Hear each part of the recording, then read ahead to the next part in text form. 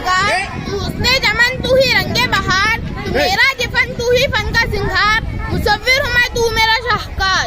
یہ صبح یہ شام یہ دن اور رات، یہ رنگین دل کا ہنسی کائنات، یہ حور و ملائک و جنات میں کیا ہے تجھے اشرف المخلوقات.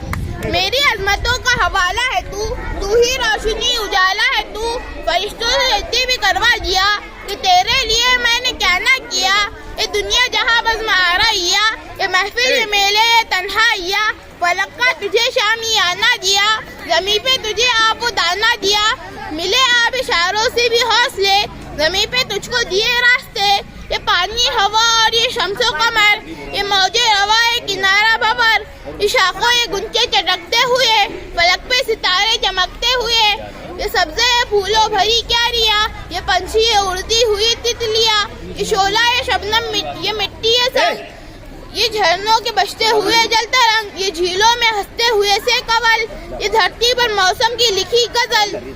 یہ سردی یہ گرمی یہ بارش یہ دھوپ، یہ چہرہ یہ قد اور یہ رنگ و روپ. درندوں چرندوں پہ قابو دیا، تجھے بھائی دے کر کے بازو دیا، بہن دی تجھے اور شریک سفر، یہ رشتے یہ ناطے گھرانہ یہ گھر. یہ اولاد بھی دیے والدین، الف لام میم قاف اور عین گین. یہ عقل و ذہانت شعور و نظر.